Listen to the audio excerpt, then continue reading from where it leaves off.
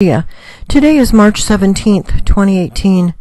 Today we will be viewing images from unedited photos obtained yesterday from the Federal Aviation weather cams scattered across Alaska and Canada.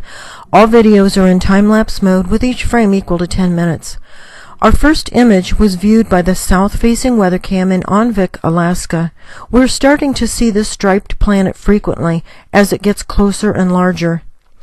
In Barrow, Alaska, from the southwest-facing weather cam, not much appears to be going on, but notice the tiny white dot.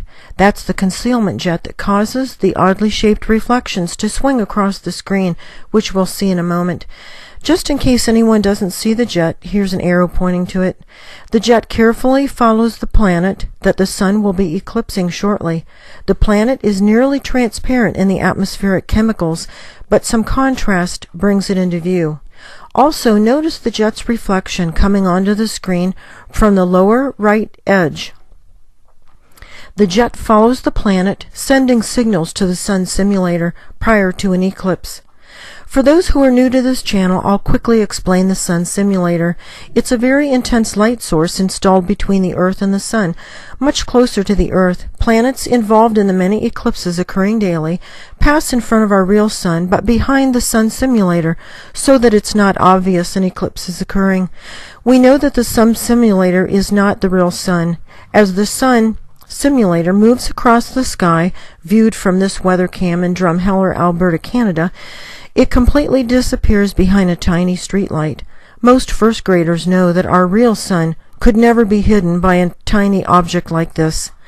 The sun simulator often has a black center, but not always, depending upon what mode it is in and at what angle it's being viewed.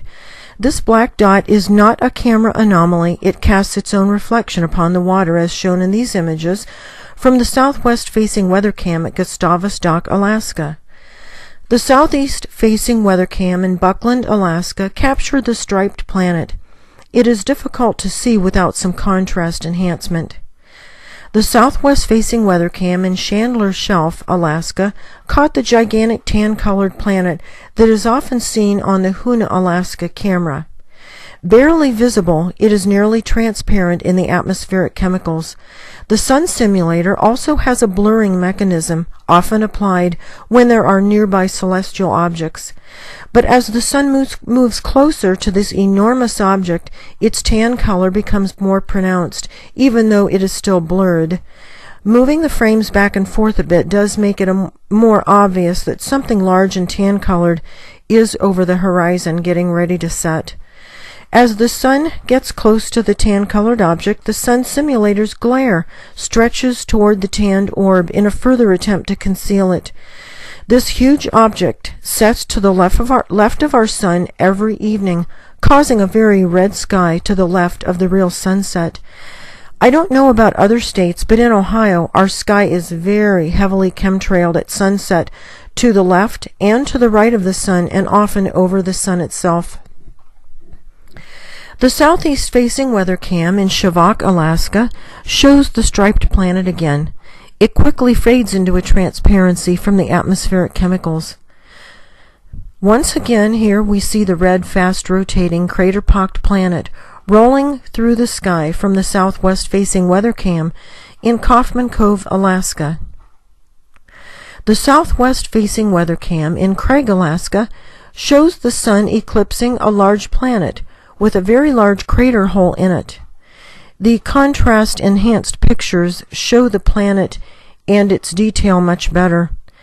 And in the last contrast photo, it's obvious that there are two planets. Here again is the red, fast-rotating planet that we see on many of the weather cams throughout Alaska and Canada. This one is the southeast-facing camera in Craig, Alaska. This same planet is very viewable from the south-facing weather cam in Edna Bay, Alaska. Chemtrails cross in front of it but fail to hide it from view. A close-up shows the many craters on this planet. In Elam, Alaska, the sun took on a very odd shape for at least 10 minutes, one frame. In Fort Yukon, the sun appeared to be the shape of an anvil. From the south-facing weather cam, we saw this. Even covered with clouds, the anvil shape is still there. The northwest-facing weathercam in Tok, Alaska, shows a very fast-rotating, colorful, striped large planet. After a few frames, the red planet comes into view also. Some contrast is added to these enlargements in order to see the details of the planets better. Its stripes and its rotation really show up in a couple frames, showing how fast this object is rotating. The red planet is once again captured on the Tok, Alaska southwest camera. These objects we have just viewed are part of an approaching celestial system.